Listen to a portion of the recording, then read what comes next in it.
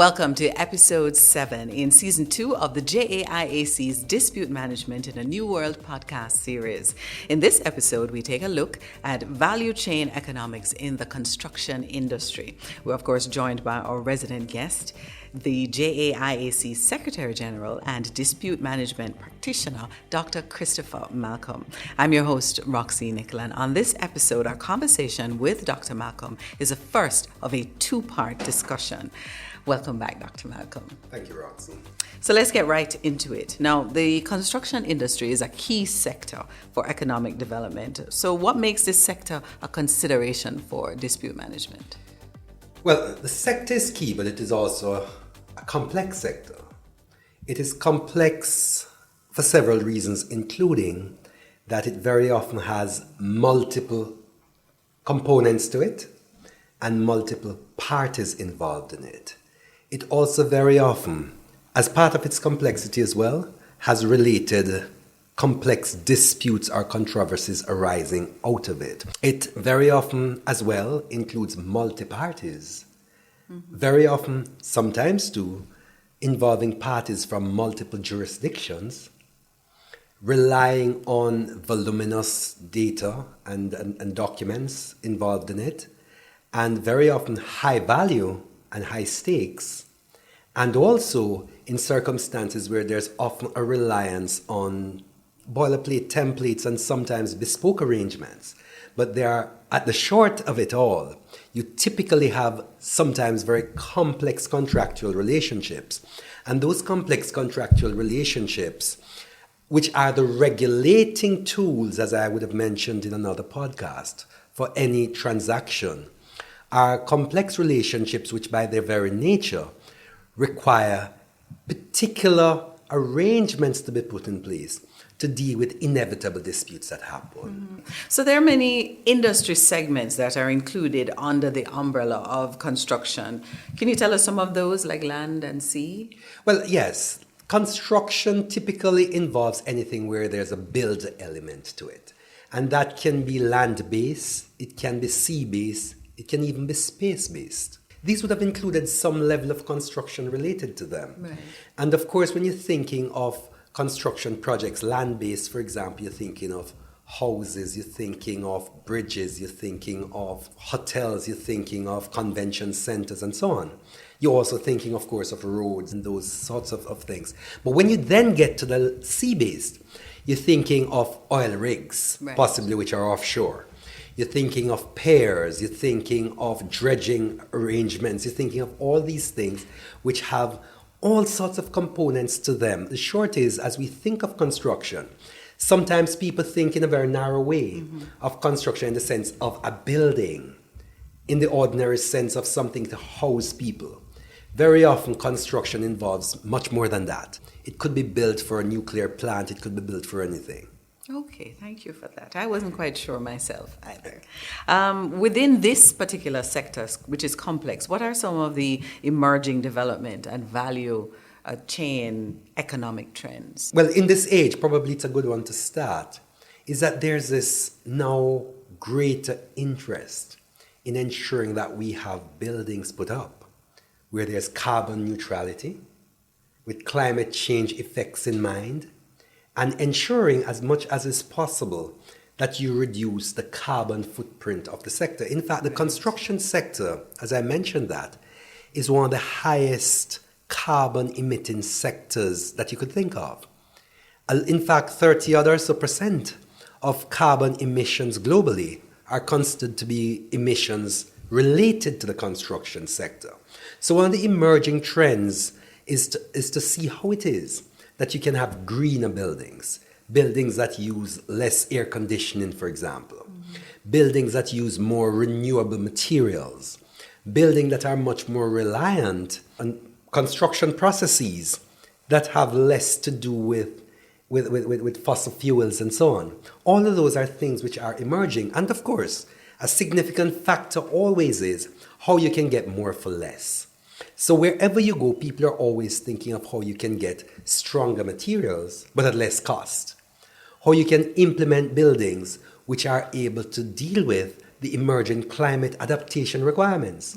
How you can put buildings in place that are much more able to deal with adverse and difficult climatic conditions, whether they be in a hurricane zone, in a volcanic zone, in all sorts of zones which may be not the usual type of situation where nothing much happens, but ones where things do happen and ones in which things are becoming more difficult.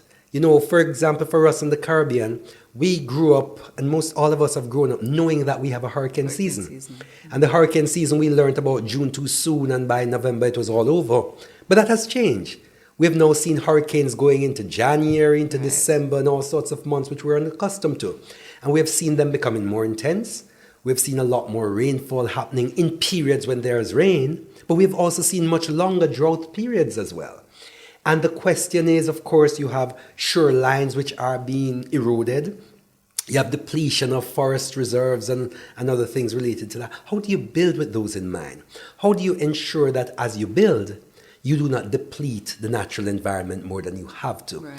How do you find renewable use of materials such as bamboo, which is out there with its strong tensile and other strengths, which grows as a grass? How do you use that in your building? How do you use other things that can help you to replenish rather than deplete the environment? Those are some of the trends which are ongoing. And of course, there are all sorts of other ongoing events in relation to how you integrate the diverse professionals who work in the sector, your engineers, your architects, your contractors of all sorts. How do you integrate them in a way where you get the cost efficiencies you require? How do you work as well to create an environment where there are less downtimes on projects, with the resultant greater cost efficiencies as well? So there are multiple things that are happening, and wherever you go, quite frankly, be it in a big society or in a small society, these are factors and matters that are of concern to all of us. So it is reported that there's an estimated global value of 11.4 trillion US dollars in 2020. Can you say who are some of the players that come to mind when we talk about the construction sector? Well, the construction sector and the good value, one of the areas that you always think of is energy. Energy and infrastructure are the big ones that you would be thinking of. And when I say energy, I'm talking about oil prospecting, oil rigs, and natural gas, and all those sorts of things which flow there in terms of big entities in the construction sector. You also clearly have to think of bridges, and we've seen across the world these mega bridge and mega dam projects and all of these other sorts of things happening. And those, of course, are biggies in the construction sector. And of course, when they happen, as we're seeing more of these days, is that there was a time when you could think of a project which was in many ways pretty localized in terms of where inputs came from. What is happening now in the construction sector, the global sector, is that you have more and more products and services relating to the sector coming from across borders. So China, for example, in the last many years has become a place from which you have a lot more products relating to building happening. The steel industry has shifted in many ways away from traditional markets that we in the West were used to being shifted to China, where China now produces and has been producing a lot of steels and fittings and all sorts of things related to the construction industry. And once you start doing that, what do you then require? You then have supply chain related to shipping lines and mega ships being built, and all of those are what again? Shipyards, big shipping yards. You have construction going on in relation to these big mega ships and everything else. So it's an ecosystem which is constantly expanding to meet the emerging and growing needs of our societies as we seek to transition from one phase to another. Is effective dispute management a shared goal for all players in the sector, or does the burden fall on one set to ensure that dispute management considerations are within their contracts? The fact is that in every arrangement, there will always be persons who are more interested in moving particular objectives along than others, and no less dispute management.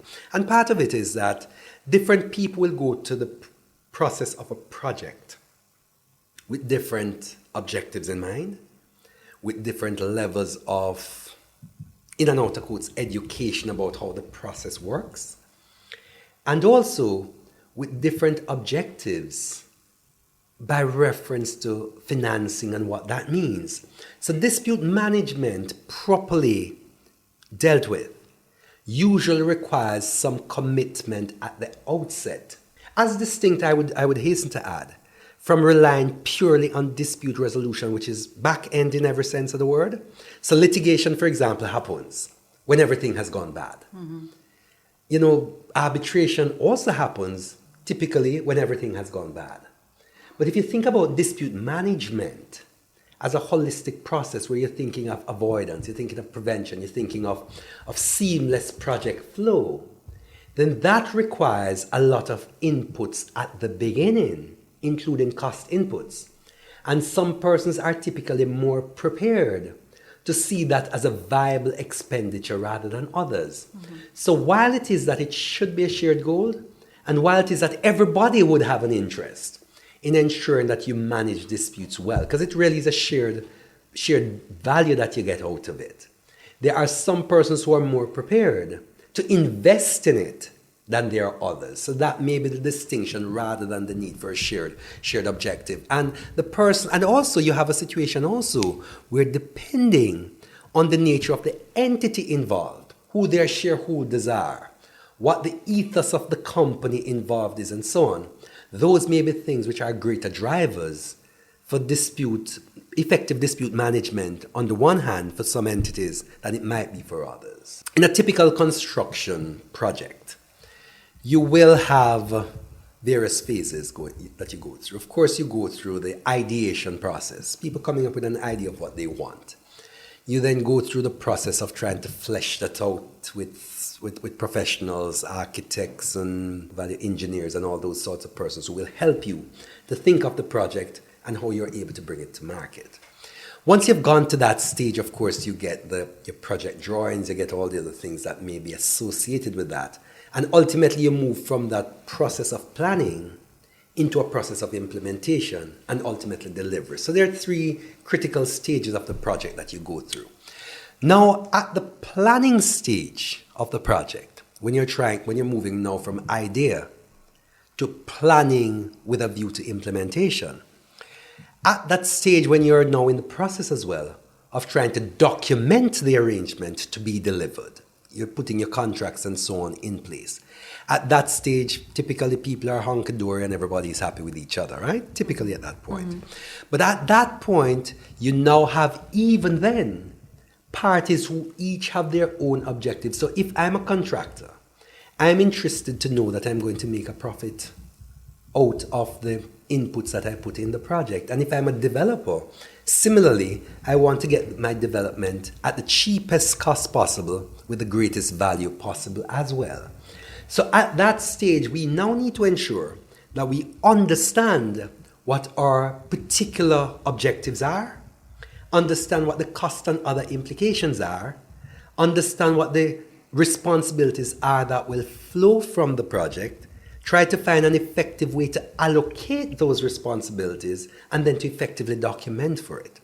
Now, at that stage of documenting, what we're doing then, is putting in place a roadmap for the project, which will hopefully be done in such a way that it will allow for effective dispute avoidance if the roadmap is followed. But let's say we have that roadmap in place that says that in the event the parties cannot agree, or even without getting to that point first, that you have a roadmap that says that in the implementation stage, you will have an adjudicator, let's say, appointed, or a dispute board, or whatever the case may be, appointed.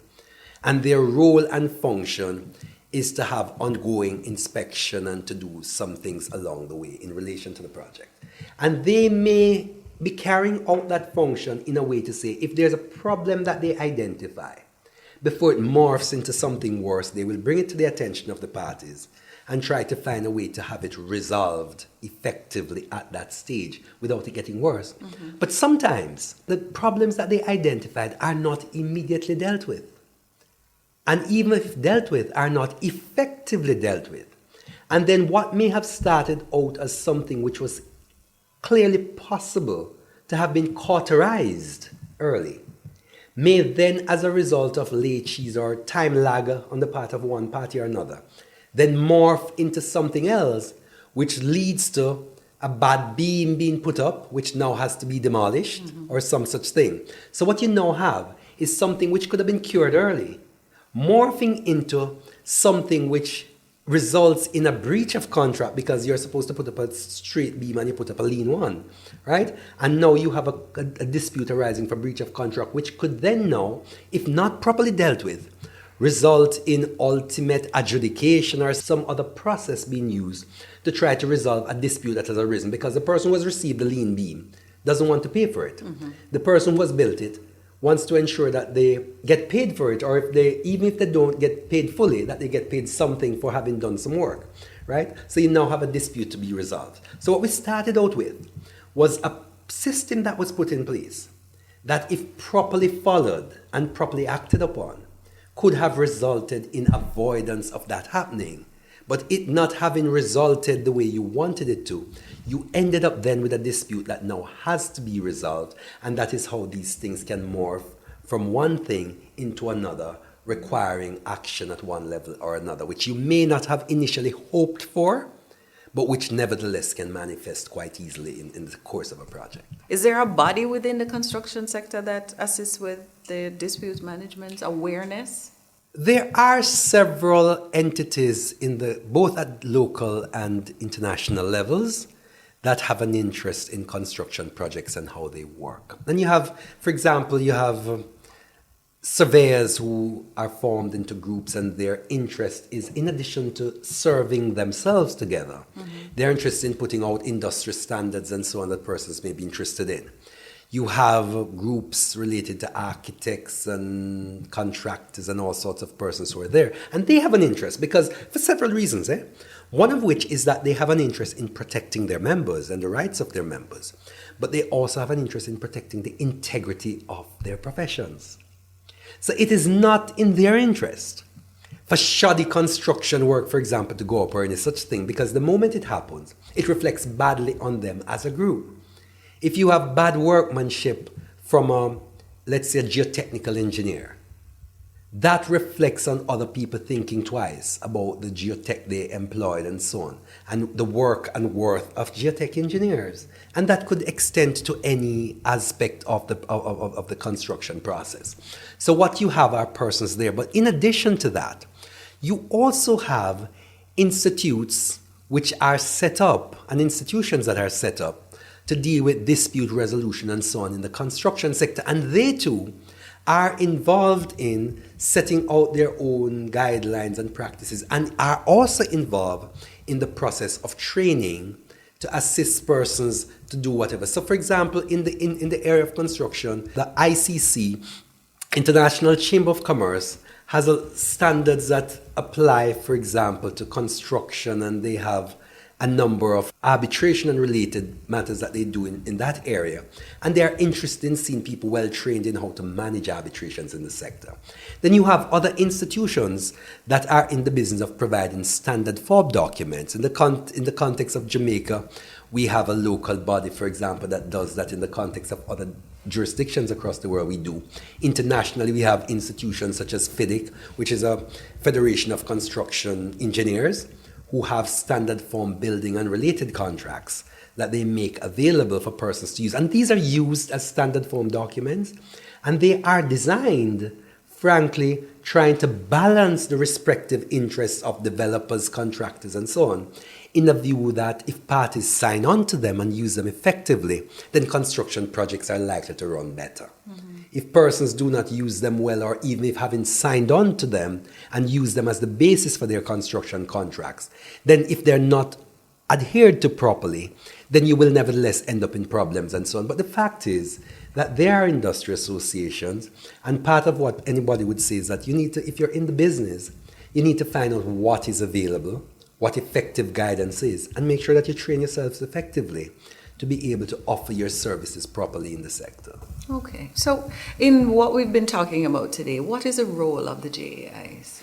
The JAIAC really is there to administer disputes where dispute resolution process is. So and in this context, the JAIAC could be considered back. It does have a front-end element to it, of course, in the business of collaborating and being involved in training and so on. But let us take the back-end dispute resolution aspect of it.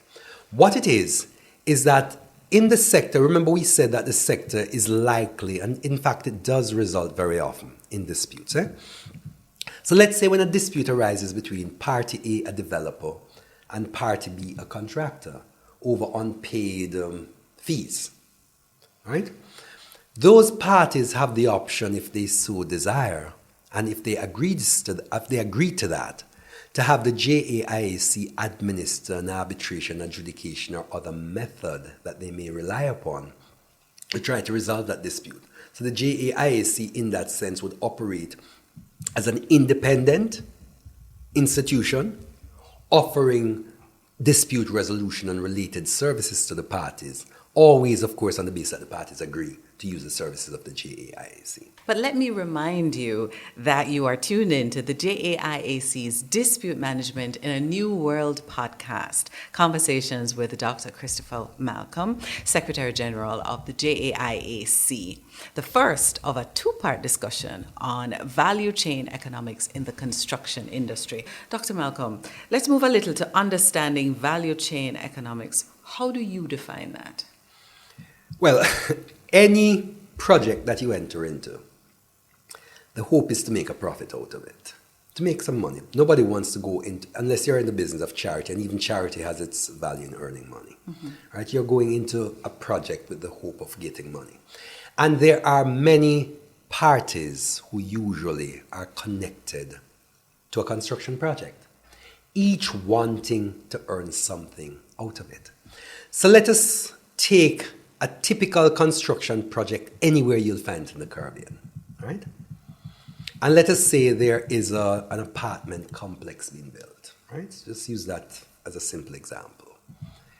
On that project, you will have an ideator who becomes a developer, right? Who says, I want to build an apartment complex at 25 Sun in the Sky Drive, right? You do the math. In relation to that, you get your relevant professionals, the construction economists and other people coming in to do all the math and all the calculations to tell you what your input costs are likely to be, including the costs of services to be provided, right? What your likely profit margin is likely to be. And of course, you're working in that project with the hope of making a profit. So that's one person there. The contractor is engaged as a main contractor. And that main contractor comes on and decides, yes, I can build it. And my cost to build it is $20. And in that $20 that he gives you, and $20 could be representative of 20 million or 20 anything, right? In that cost that he gives you, or it gives you if it's a company or whatever, right? Is an indication that I want to have a markup of $5 in profit. So the actual cost of doing the work is $15, but there's a $5 markup for profit that is included in it. So that's a main contractor. The main contractor may then realize, and typically is the case, that he or she or it cannot do all the work that is required. So they need an air conditioning contractor, subcontractor. They need somebody who is in the business of providing electricals. They need somebody who is in the business of doing civil engineering works. They need somebody who is able to... The many component parts in terms of the professionals who come on board, each coming to the table with what? With an expectation of being able to make a return in relation to the work that is being provided. Then you go a little further down the road. On that same project, you have a security company that comes on to ensure that security and order is maintained and that and that the raw materials and so on are not stolen from the project site, right? Then you go a little further down even, and I mean there are skips that I'm making, but you go a little further down, you have somebody on the side of the project who's selling curry goat, manish water, jerk chicken, cigarettes, and whatever they're selling to the workmen who are on the site. And of course the workmen are laborers who expect to earn a living wage so they can take care of their families. And the person who is selling cigarettes and whatever else they're selling are also there. They encamp at the site with a view to saying this project is going to last 24 months. And for that 24-month period, this is where my work site is. I will sell lunch, breakfast, and dinner every single day. And I will ensure that I make money from my cigarettes and all the things. So they have now set up their individual economies, each reliant on this project with a view to making an earning on it. So that is where we are so far. Now there's something else that goes there.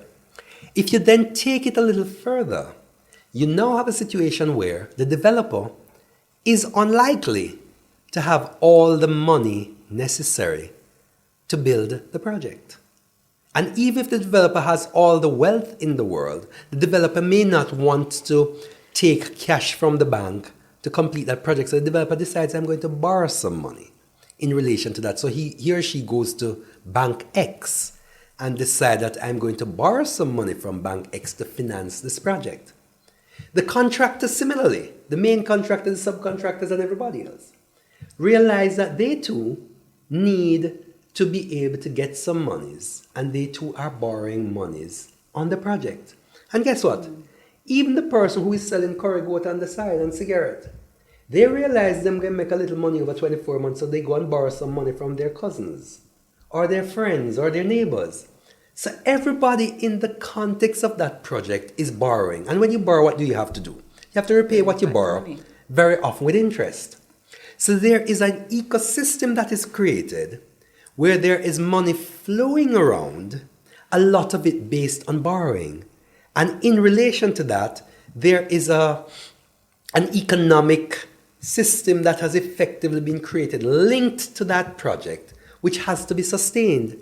And if in that project, one or the other of the parties fails to meet his or her or its obligation at any time, it affects everybody else. So the developer has to pay the contractor, who then has to pay the subcontractors, who then has to pay the laborers. And very often, guess what? Even the vendor is not going to be paid every day. They say we'll pay it fortnightly or however often we get paid. So there is now this system operating where everybody is reliant on the other to be able to make the earnings that they're hoping for, and hopefully at the end of it be able to turn a little money which they can put in the bank anyway. So we have this economic system being created, and that is something which everybody is looking to acquire value out of. So the value chain is that chain which involves all the project participants from the very top to the person at the very bottom, each hoping to get out of it an economic value which will put them in a better place than they were prior to the start of the project. How has the construction value chain issues been impacted in domestic economies since the onset of the pandemic? Well, that now changes the dynamic significantly, because take the same example. So the owner decides that I'm building this apartment complex, goes to the contractor, and the contractor decides, I am going to source all of my staircases, all of my cement, and all of my steel from China, which then has to travel to Jamaica or Barbados or wherever by ships. Mm-hmm. You've had an impact being created in the supply chain through shipping, and also there was a point in the pandemic where there were labor and other shortages and so on created, sometimes on account of lockdowns and sometimes on account of the virus itself. Right. Having created issues. So if you now have a situation where there's a delay, right, in shipment and in the provision of raw materials and related to the project, what do you then have?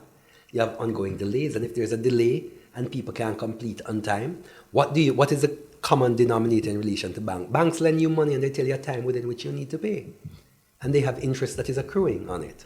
So for that period, for example, while you are unable to work and the project is idle and the bank has interest that continues to accrue, what are you doing? You're now finding yourself in a position where if you're not careful and if the circumstances don't change, you could find the project making you insolvent rather than profitable at the end of the day. What is happening is that the global problems that are being created, which have affected shipping and related supply chain issues, are now causing a great problem. We saw, for example, that towards the end of 2021, we saw all of these issues happening out in the US with all sorts of containers clogged up literally out in California, and people waiting for items to go on their shopping shelves and all sorts of things to happen. What does that mean?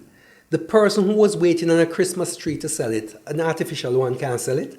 The person who was waiting on a toy to sustain his or her business cannot do it. And the same principle operates in relation to the construction sector as well, because it is all related, you know. Right. We go back to no man is an island. No project is itself an island. It is all reliant on a chain which has a beginning somewhere, ends somewhere, and there are multiple players in it. And if the thing is not working seamlessly, and there are not adequate arrangements in it to allow for that to happen, then you are going to have spillover effects, and ultimately everything suffers at one level or another. And in our economies, small economies like ours, where we rely as significantly as we do on things which are external to us, we don't produce a whole lot in the grand scheme. It means that if there are problems elsewhere, then they are automatically going to trickle to us as well. And so that is part of the problem that we've had in relation to the construction sector and in other sectors, not just that. And those issues will continue as long as there are pandemic or other related problems that create some of these supply chain and related issues. Continue with the supply chain and with the pandemic. How has it in the construction sector, of course, has impacted the dispute management? If I am a developer and I have entered into an arrangement with my bank that I will complete my project and repay them by August 25, whatever year that may be, right? And there is a delay in delivery by the contractor, that means I will not be able to pay. And the bank may then be forced into a position where they then have to sue me or take some other action under the terms of their contract to try to recover from me, which could also mean them getting, for example, a judgment or an award based on which they may be able to take steps to sell my assets. Right? And then that happens. So the bank comes after me as a developer. What do I then do? I go after the contractor. And the contractor goes after the subcontractor. And it goes on and on. So a problem starting at what end? Because of the interconnected nature of multiple arrangements means that very often when a problem arises in the construction sector, it will not only impact two persons or two parties. It very often has a ripple effect in relation to other parties, because one break in the chain is going to affect every other aspect of it. Okay, so in summary, how would you describe the relationship between economies and economics in construction? Well, the construction sector is one of the most significant economic drivers in every society. And interestingly enough, it is also one of the sectors, it is the sector, frankly, which has the greatest amount of dispute resolution activity, certainly in the area of arbitration and so on, right? In any society. So what we have here is a sector which is a significant contributor to GDP. So that is sector, GDP, economics, and if we're talking about economic development, of course, we recall that economic development is about wealth creation, which then can be leveraged in support of social and other benefits, right? Right. So if we then take it to that level where we are understanding and moving, where the sector is now creating those ripple effects, we understand that the sector and the chain it creates and the economics in that also then have ripple and significant impact for economic development. And the dispute-related element, of course, in it is that the moment you're having issues in the sector, those issues ultimately will result in conflicts which are in need of dispute resolution. So that, in a short, is the connection that has to be made. Okay. So, Doc, finally, how would you then summarize the connection between financing development in emerging economies and dispute management? Well, the financing, as we said, once you're talking about development in emerging economies or developing wherever the economies are, a significant, if not the most significant element of that is financing. In fact, G.B. Gladstone, Premier of what was then England back in in his articles of finance in the 1890s, I think it was, made the point that finance, so to speak, is the heart of the economy from which all other organs take their tone. And it is. The fact is, everything centers around money in the economies that we have. So if you're talking about finance, dispute resolution, and everything else, it all comes back to money in a way, because everything centers around, as I had said earlier, a contract. Mm-hmm. And at the heart of a contract is that a contract is there as a commercial tool. It regulates commercial transactions. So once you have that regulatory tool and there are breaks in it and money is involved, in fact, to prove the existence of a contract as distinct from a social or domestic arrangement, the critical test really is whether or not it has a commercial value. If it has a commercial value, typically you're thinking of a contract. If it does not, typically you're thinking of something which is in the nature of a social or domestic. And those are presumptions. And I'm being rough and ready in terms of what I've just said. But the fact is that contract is there with commerce in mind, with economics in mind. And once you get to that level, everything, including the disputes around it, tend to be money driven. And that once it happens, the dispute resolution now, of course, comes in because you want to ensure that there's effective regulation. And when people lose because money is involved, what have they lost? They've lost money. Mm-hmm. So they want to recover their money. So what will they do? They'll take court or other action with a view to recovering their monies. And that's dispute resolution right there for you. Okay, thank you so much, Dr. Malcolm. So before we go, here are today's Did You Know facts. Did you know that adjudication is a special mechanism that is used for the resolution of construction sector disputes relating to interim payments, delay and disruption of the works, extensions of time for completion of the works, defects in the works, the final account? Did you know as well that adjudication is also used for non-construction disputes, including with breach of contract and professional negligence? Well, there you go. Please remember to check out all of our podcast series, Season 2 episodes, now available on Buzzsprout, Podbean, Spreaker, and the JAIAC YouTube channel, and wherever else you get your favorite podcast.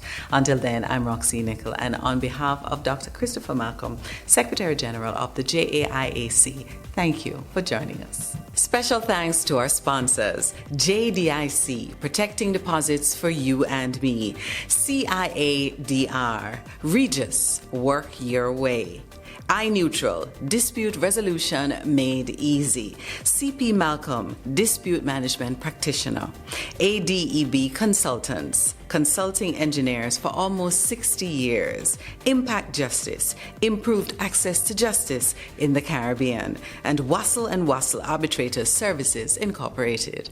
I save because one day my little business is going to be a big deal.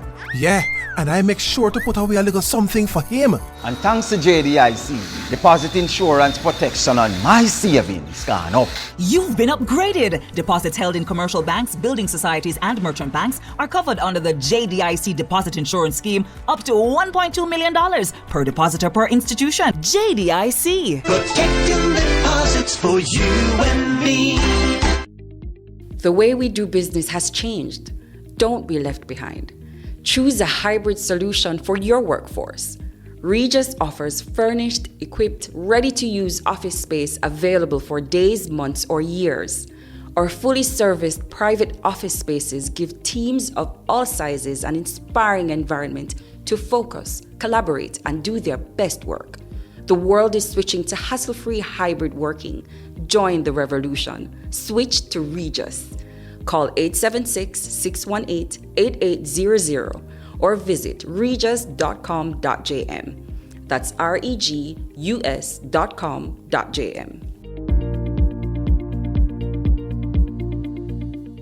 All our episodes are also distributed on Google Podcasts, Spotify, Apple Podcasts, Amazon Music, Deezer, Stitcher, Podcast Index, Pandora, TuneIn Plus Alexa, Podchaser, Podcast Addict, and wherever else you get your favorite podcasts.